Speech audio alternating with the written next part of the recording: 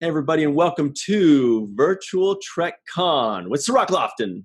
Hello, hello. Our very special guest is Mr. Gary Graham. How are you? Thank you very much. I am just fine.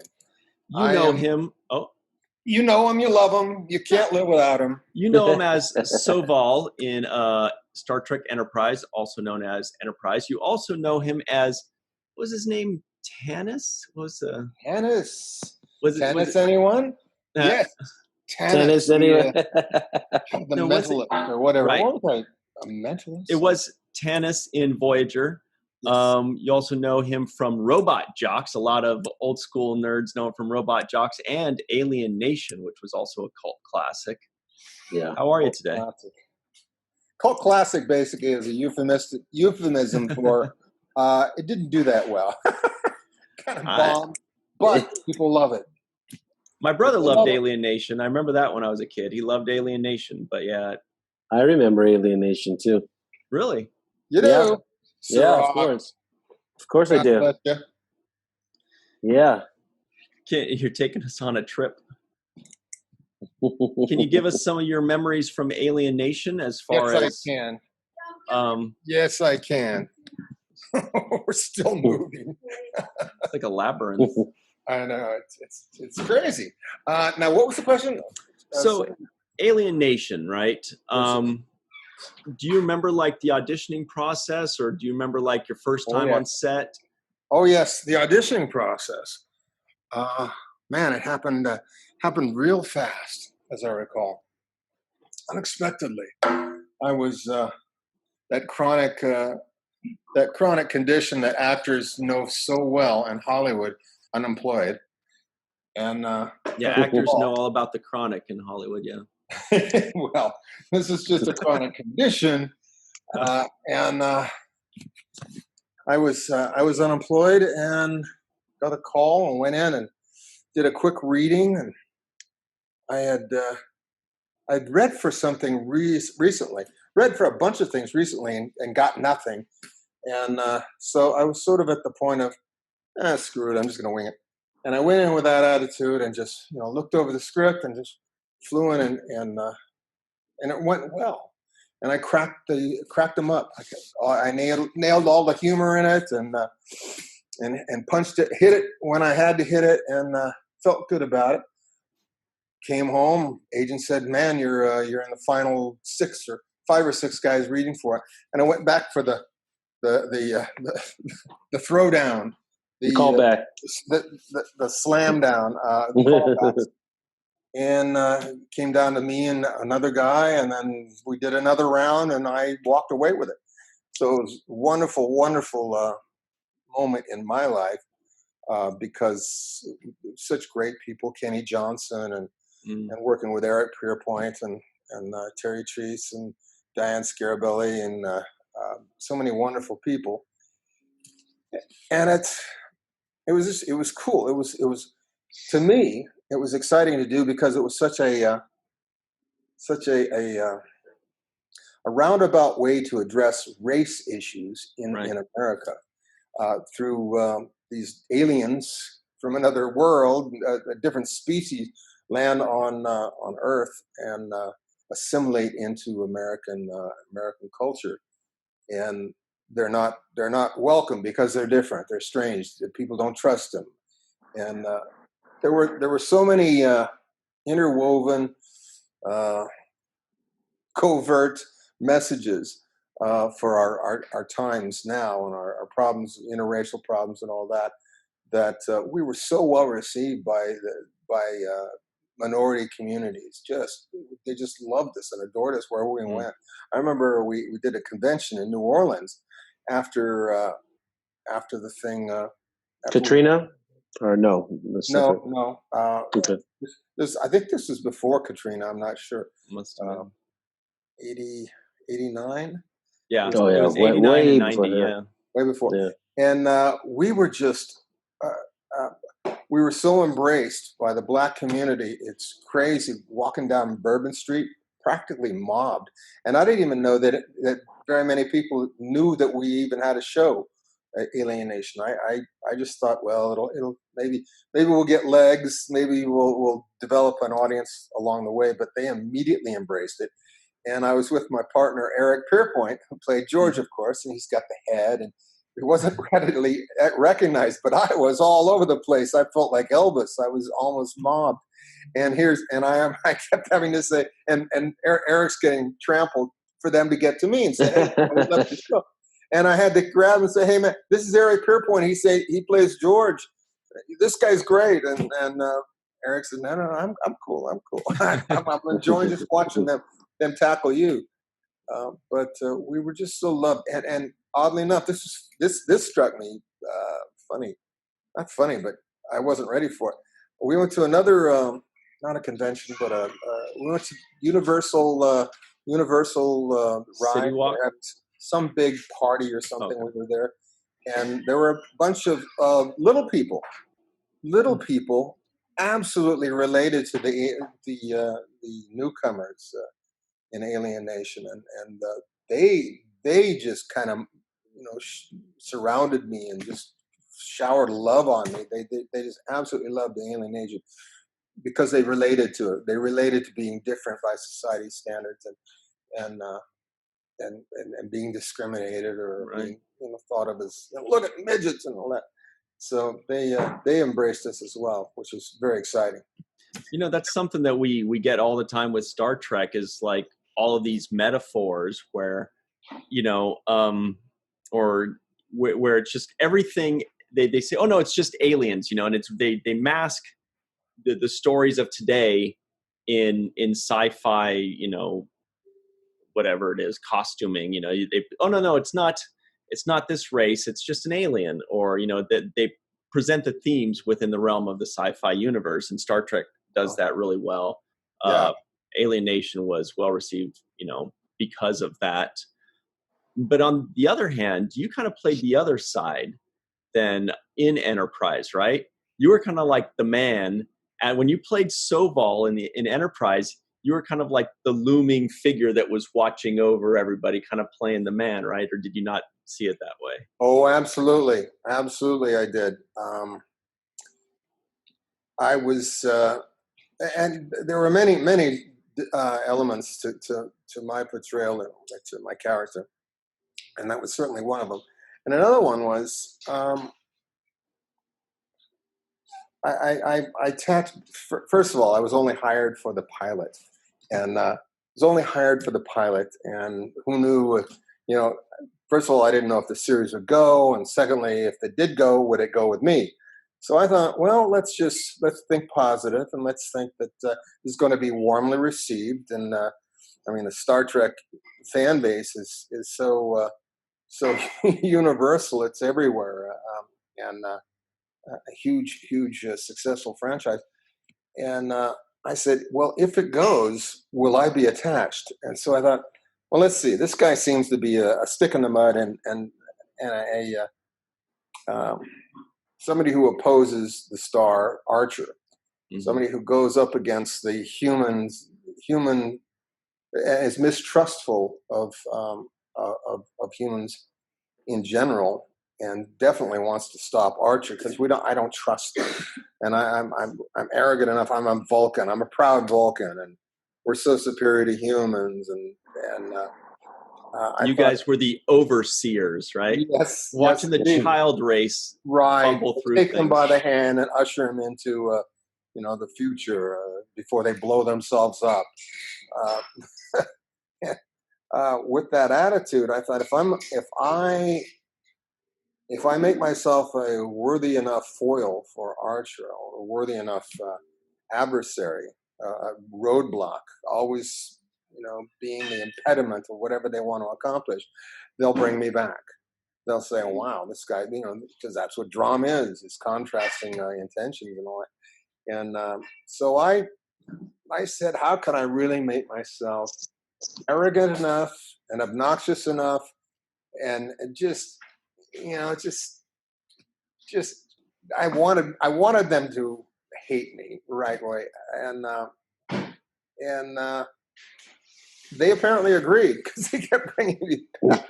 Apparently I was despicable enough, but intelligent, in a way. So it was a thin line to straddle, but they seemed to agree, and so I was really happy to do my 4 years. And they brought me. Thank God, Manny Cotto came in on the last season, and he had a particular penchant for Vulcans. He just loved Vulcans, and he gave me so much to do to complete my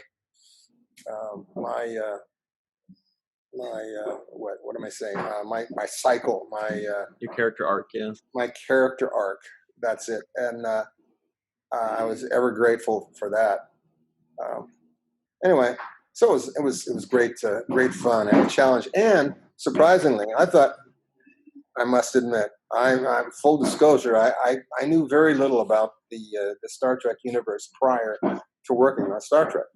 I just, I watched it when I was a kid, but I never really followed it and got really deep into it. And the pilot, when we were shooting the pilot, this is my first day on the set, and I know my lines, so I think I know how the scene should go. I think I know, who I am. And very elaborate costumes and makeup. And, hours after all this preparation, I'm onto the set, and Rick Berman is there, and he looks at me and he beholds it. Wow, you look like a Vulcan. And I said, Rick, can I have a word here? I know I do, don't I? But I'm not sure I feel like a Vulcan. Who are the Vulcans? And I thought, I was terrorized at the moment. I thought, we should have had this conversation a little while before he showed up in full costume, and 20 minutes to picture. He just looks at me and goes, Gary, come here. And he walks me around.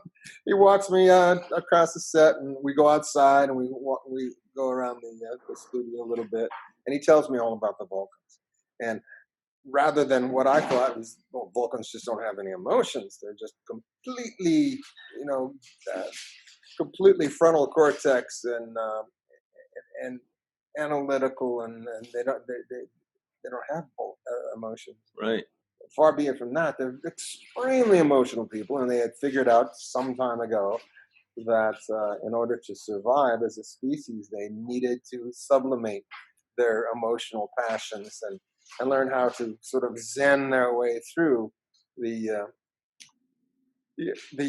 minefield of emotions, these volcanic, mercurial emotions that they were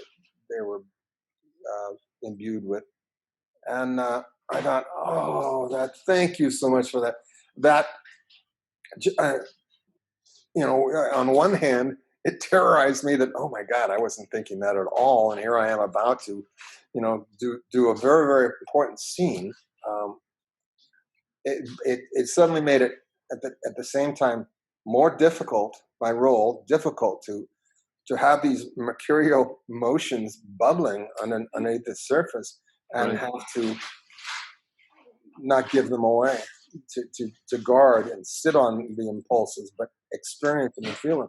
I said, well, thank you for that. And it's infinitely more challenging and more fun to portray that than what I was thinking it was.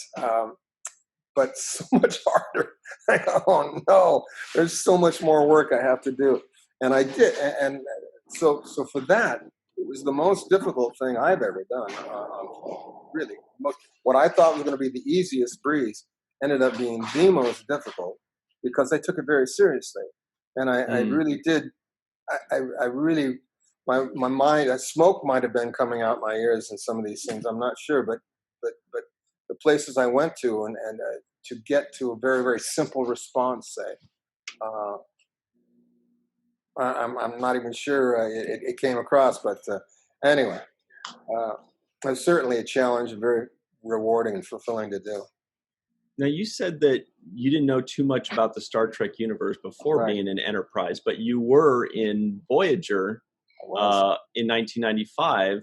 You played Tanis, Theo Compton, I believe. So you at the very least you had acted in Star Trek before. Did anything that you did on Voyager, did any of that prepare you for this? I know it's two completely different series, different decades, different aliens, but was there any kind of similarity in the writing or in the production that made you that felt a little familiar once you came on to Enterprise? No, not really at all. Oddly enough, it was when I did Voyager, I was coming right off of doing 23 episodes of Alienation. And then a couple of months later, I'm on the Voyager set. And it was helpful in that it was like being on another planet, because the set of Alienation was so relaxed and loose and playful and fun and laid back in a gung-ho way, if that makes any sense. And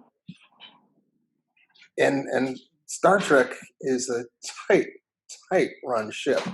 They run we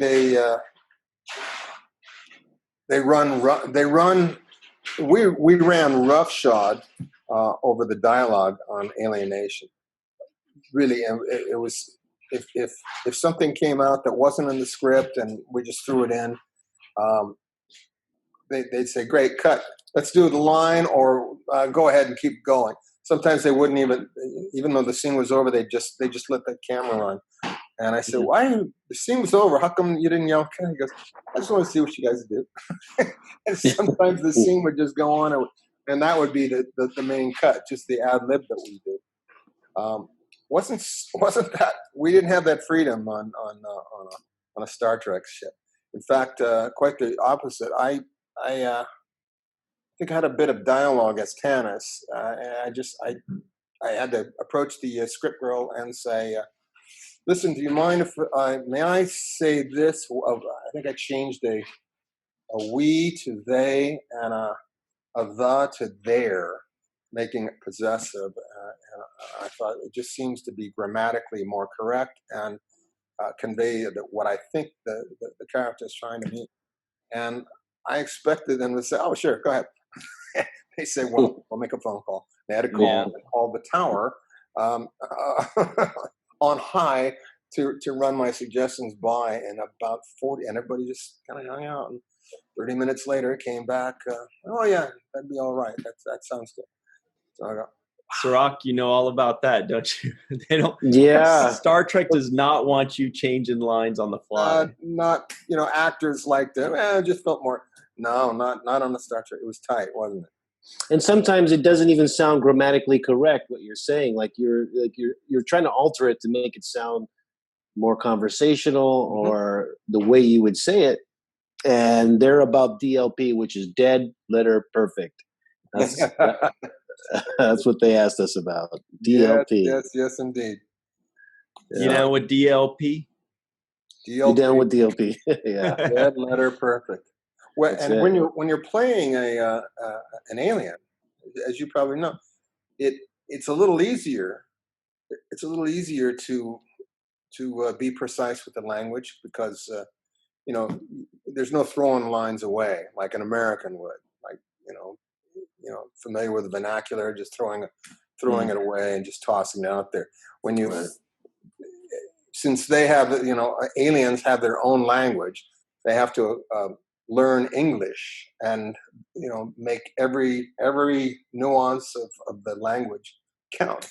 So, it's more challenging but more correct. So I don't complain with them doing that. I thought, well, this is just difficult, having come from the looseness and laxness of winging it in Alienation. Did you ever have a line that you struggled with more than anything else in the world? I know Sork had one, which was the self-sealing stem bolts line. Or no, it was actually Aaron that did, and then on the 19th take, you forgot your line. Then I forgot my lines. But yeah, there's always these mouthful of words and tongue twisters. Yeah. Sometimes it's a tongue twister, and sometimes it's just a highly important bit of technical technical stuff. Techno babble. That's, when you go through all these lines and you learn the technicals and you get it down, and then in the makeup chair in the morning you get the light purple pages that it's a 14 change.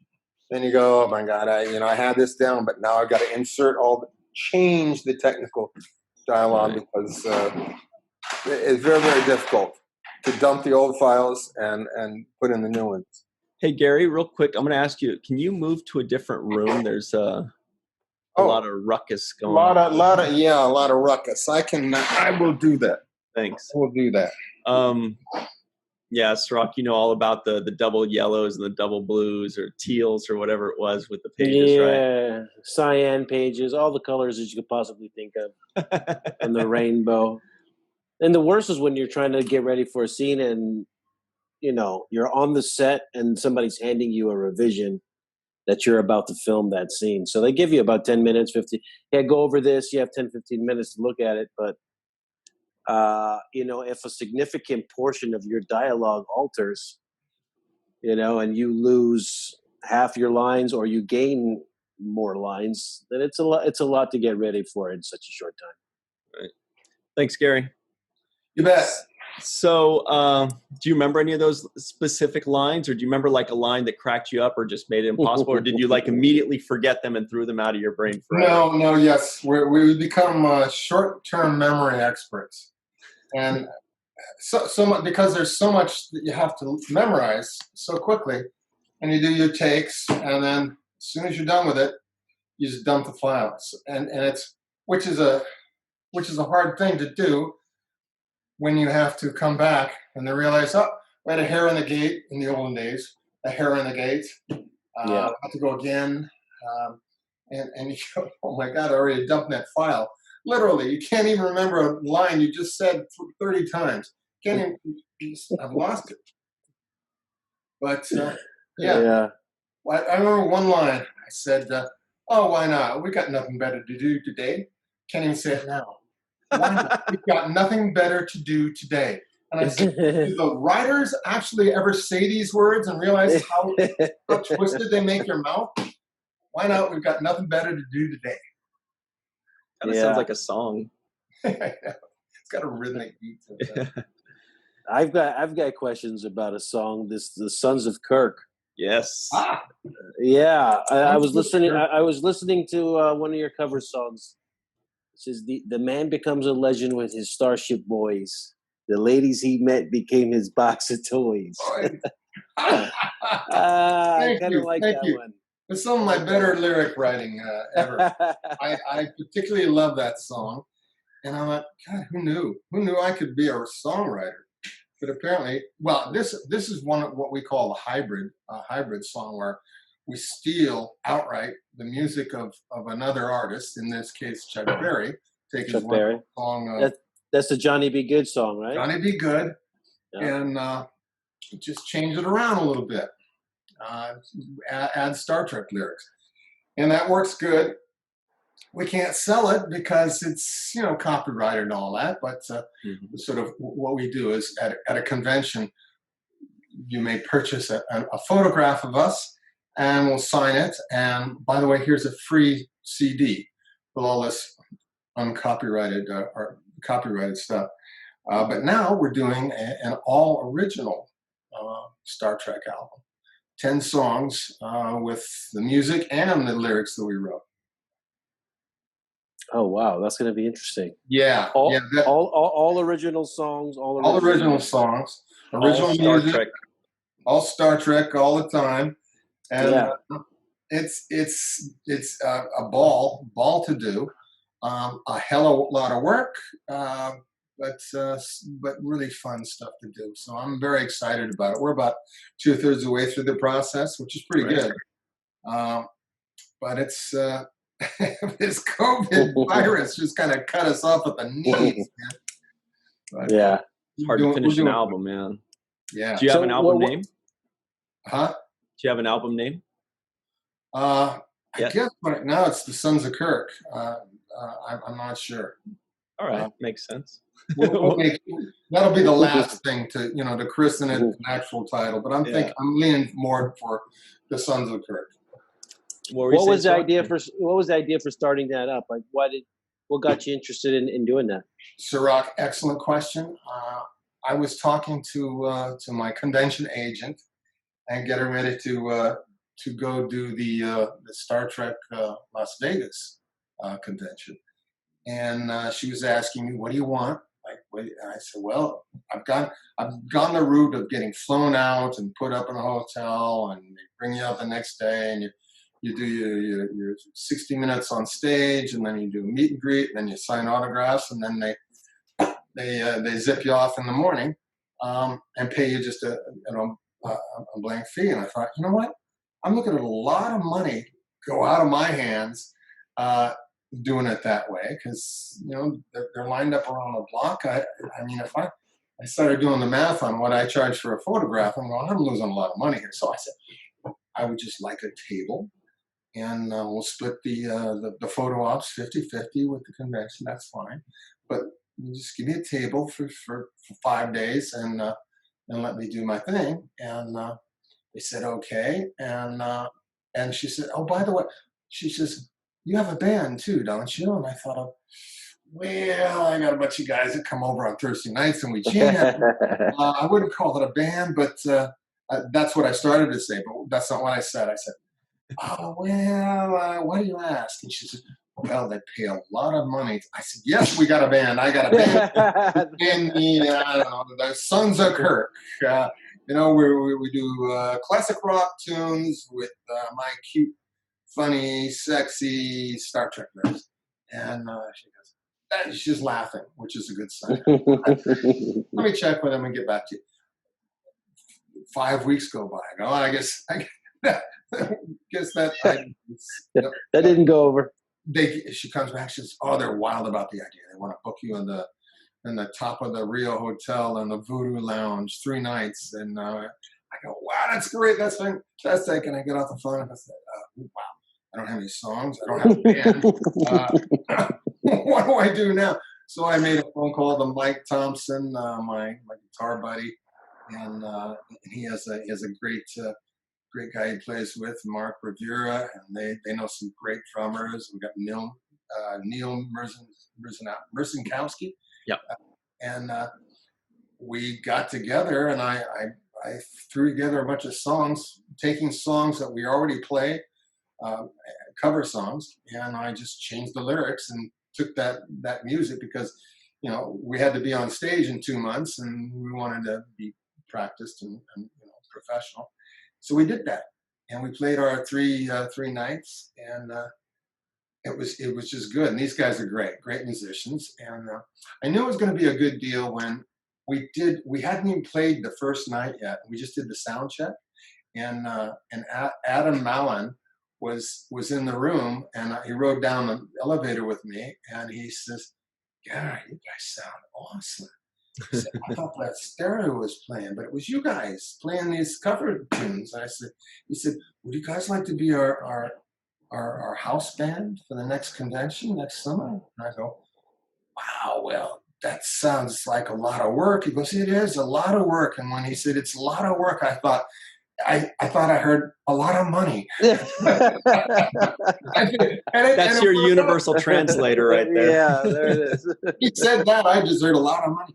So we did the house band for 2 years, and it was great. And I said, well, what we really need to do is forget this cover tunes, hybrid song. Let's just write some original stuff. So we started writing originals.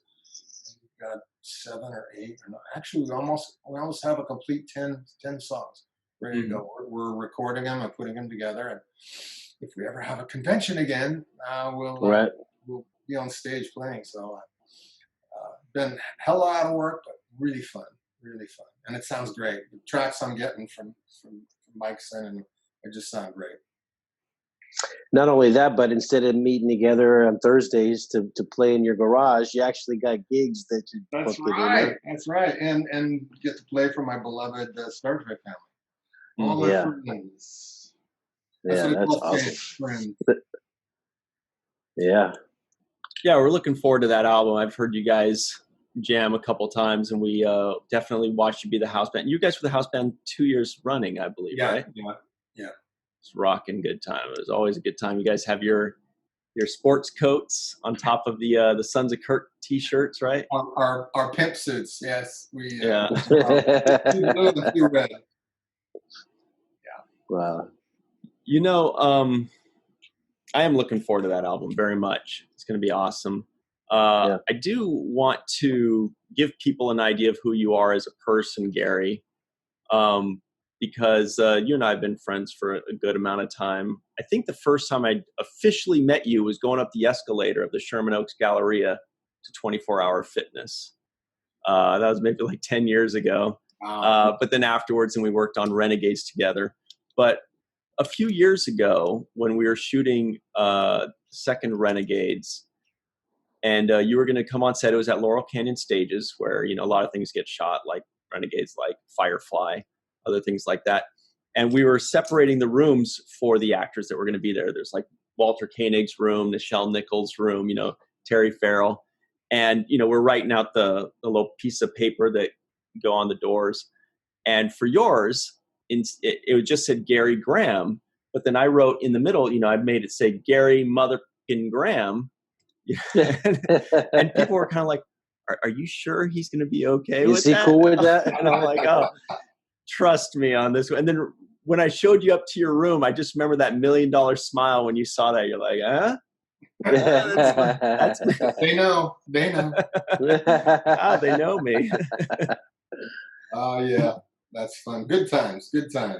Mm. Yeah, I enjoy working on those. Those were fun. Crazy. Renegades, Axanar, a lot of the fans. Yeah. And I like them because I like the low budget projects because basically they you just do what you want and mostly they let you. They don't have to call upstairs when you change this to that. They just let you go, and it's kind of nice.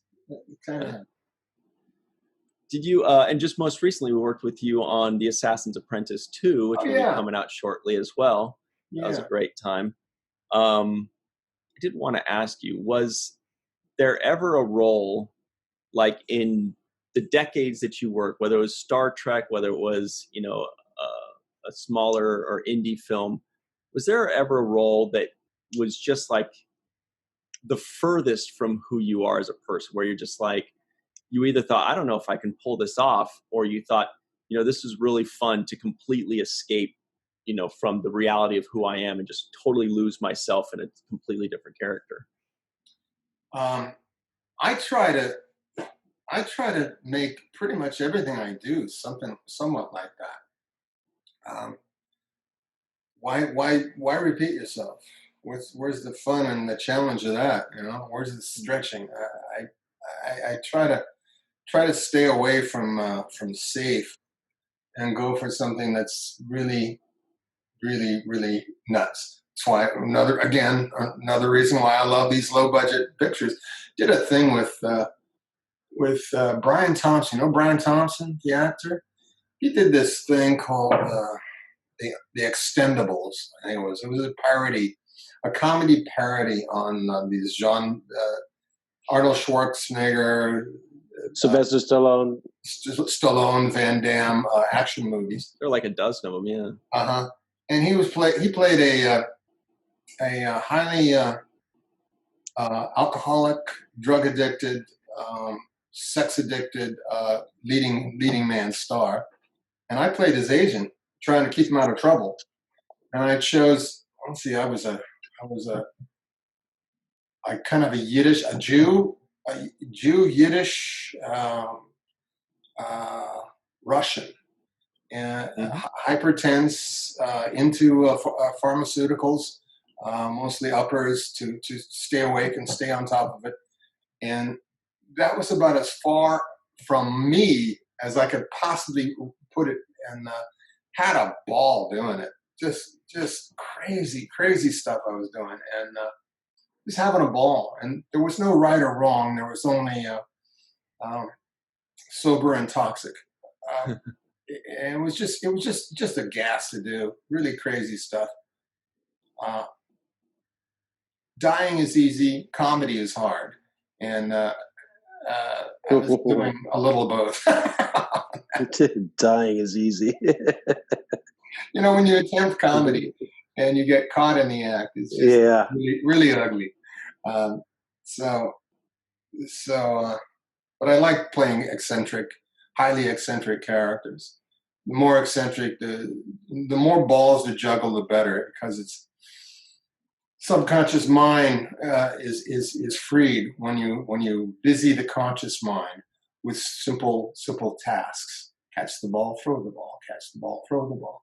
You put your conscious mind on that, the subconscious can just run. It's like a monkey running loose in your head, and I just love playing like that. Yeah.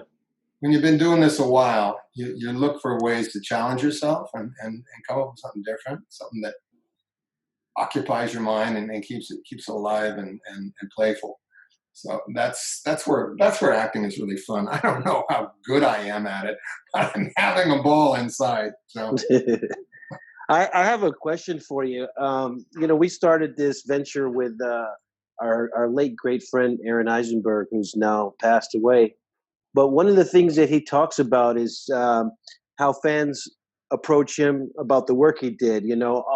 The episode you did really touched me because I had experiences that were similar, and I kind of used that to get through it. And people come to me and ask me about, growing up at the same time as them, so they felt like we grew up together. What are some of the things that the fans say to you about your characters and how they relate to them?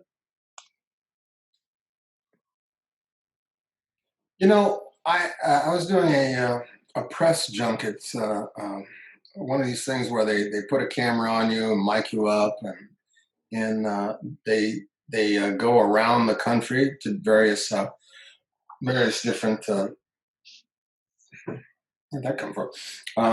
Various different cities and networks and affiliates. That's what it is. It's affiliates round robin. You ever done these? They sit in a chair and they do 30 of them in a row. And you do a 10-minute interview, and then, okay, now from Oakland, California, here's Jim Mechney. And hi, Jim. I'd write the name down so I could refer to him like we're old pals and all that. Not only have we not met, we're not meeting. We're just hearing. I'll tell you, Jim. When I started, but you do it just a string of these. Maybe take a 10-minute break in between the hours. And I was doing one of these, and somewhere in the Midwest, Cincinnati or something, a guy came on. We were talking about Alienation, and he says, "Well, we really like the Alienation movies and all that.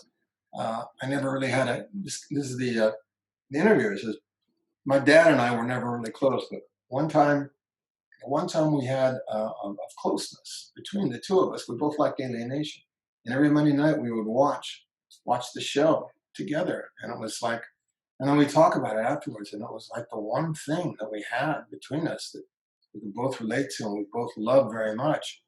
And it was, I just wanted to thank you for that series because it brought my dad and me closer. We kind of set our differences apart for that 1 hour and really bonded. I just wanted to thank you for that. I got a little verklempt, here and now. I go, oh my God, you think about what, are we informing the public? Are we getting them to look at things from a different point of view, relate to other people?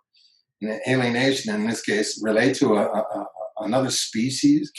There's things in my life that I have difficulty blending in with society and all that. These guys are going through, because they're from 3 light years away. And here's this guy having problems communicating with his dad, but Alienation helped him. And it just gave me such a feeling of warmth and validation for the work that I do, that we all do, to reach out and touch people on a level like that. It's just very humbling and really beautiful. Absolutely. Yeah. Gary, I don't know why I didn't lead with this, but my little nerd heart just realized what the real question of the day here is. And that is, it goes a little something like this, Gary. You played Soval, Ambassador Soval, in Enterprise. Vulcans, as we know, live to be 250, maybe 300 years old. Okay, let's assume that Soval was somewhere around 100, maybe middle-aged, 100 years old, right? So he's got another 150 or so years ahead of him or more. There's a new Pike series coming down the pike, right, on CBS All Access, which will take place, I think, 80 or 100 years after Enterprise, meaning unless Soval had an untimely death, he is still alive. He is now reaching the end of his career age, like maybe the equivalent of like 60, 65, 70 for humans. All right. If CBS All Access calls and says, or CBS, I guess, calls and says, hey, Gary, we'd love for you to reprise your role as Ambassador Soval, what do you say?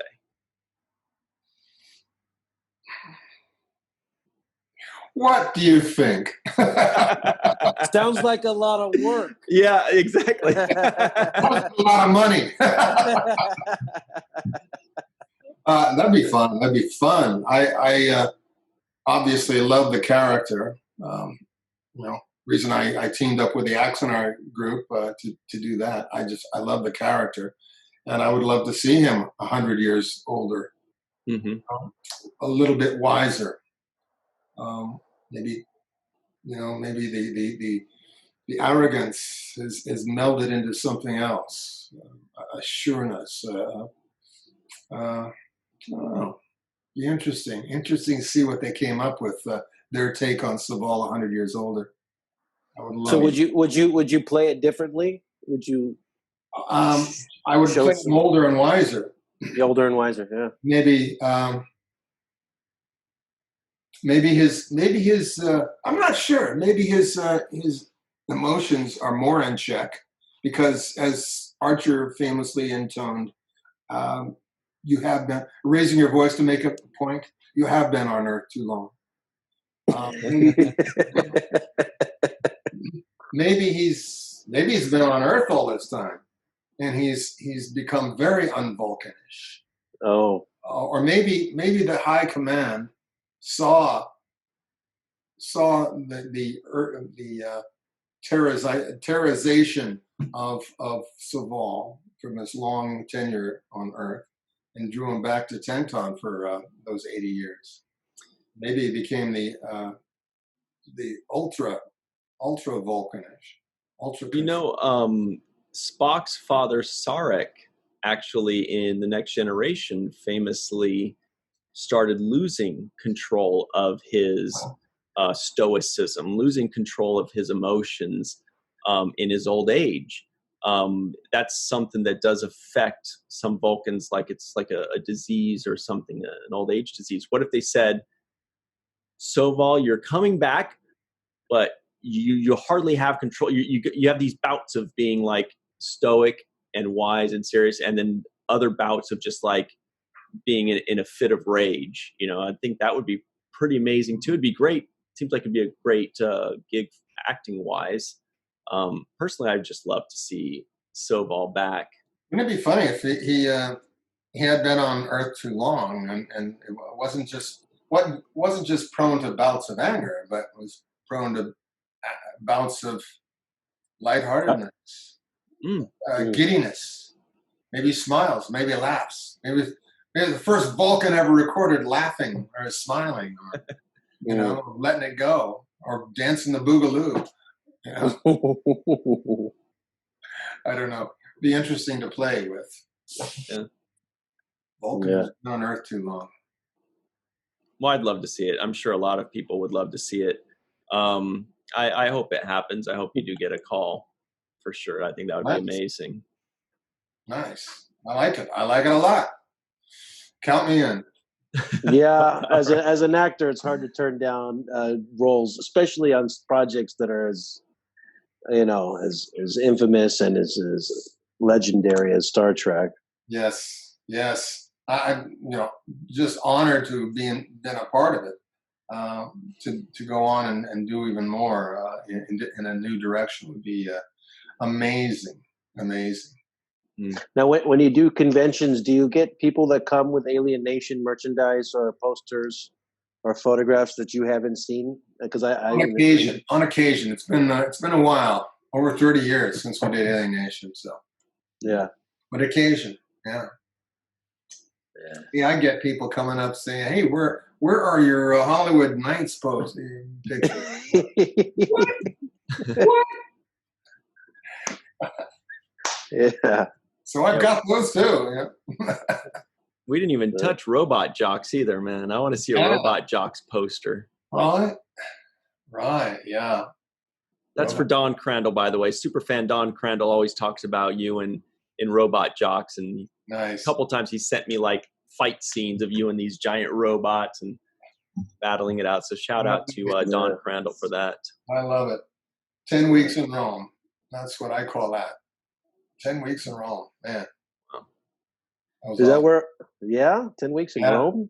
10 weeks in Rome is where we filmed it in Rome. At I forgot what the studios were, but it was. And it's fun driving to and from work every day, going past the Colosseum. Yeah. Oh man! And then the hotel was on the Via Veneto. Incredible place and I would jog, just to take off the, the stress of being in this suit and doing these fight scenes. I would just go jogging past 2,000-year-old monuments. It's just astounding experience. Wow. I'd like to see what that craft service table was like. Recognizable. I mean, it was all Italian, that's what I mean. Some linguine, some pasta, espresso, risotto, and this. And lunch took 2 hours. Lunch for 2 hours. There was a nap involved. You need a nap, a glass of wine. You guys know how to work, all right? Paisan, these guys know how to work. Yeah, they know how to work. Speaking of work, we're just about out of time here. Speaking of napping. No, Siesta. But Gary, it's been awesome having you as always. It's been great having you as a gym partner, by the way. Looking forward to when we can finally jump back in the gym and get back to it when it's all taken care of. There it is. We'd like to. There it is. Whoa. Those are some guns, though, ladies and gentlemen. Wake up. It's been 3 months. Get your lazy ass back there. Come on. Soval. There we go. Nice. Anyway, thanks very much for joining us. We're really looking forward to the Sons of Kirk finished product. It's going to be awesome. Can't wait to strap on a Telecaster and get out there and perform for y'all. Spent 3 months with the downtime when we're not recording. I'm just going over these songs and making sure they're perfect, and coming up with new ideas to take into the recording booth. If you need a rapper, let me know. I can throw some. Oh yeah, hey, I'm gonna bear that in mind because I'll throw a verse on there. You never know. A good rock song, man. You want to do 16 measures, a little departure with some rap. So exactly. I may come calling on you, brother. I'm here for you. 16 bars. I got 16 for you. There you go. Excellent. Yeah. All right. I think I speak for everyone in the entire world when I say I would love to see that. Seriously, that would be awesome. Sork's been a half Vulcan before, so there's something there. We're still trying to. We want to start doing that because this is not going to be the end all album. We plan on doing more. Even Tim Russ, we've talked to Tim Russ about a collaboration because I played with him before, and it's a joy. It's just a joy. So hope to start going around and including as many of our Star Trek family as I can. Yeah, absolutely. I've been pushing for the Tuvok and Soval thing for a while now. It's gonna happen. It's gonna happen. It's gonna happen. So it's gonna happen. That'll be fun. 16 bars, man. 16 bars. So I got you. Let me know. Just say the word. I'll be there. Good, man. That's great to know, Sork. Awesome. Absolutely. Thank you. Well, we got to run. Gary, awesome time as always. We'll see you again real soon. And for those of you at home, stick around. Let's watch some more stuff. We need like an outro for the Virtual Trek Con. We'd be like, hey, Yeah, I'll work on it. see you next time on the thing. There it is. See you next time, guys. Thanks All right, very much. guys. Thanks.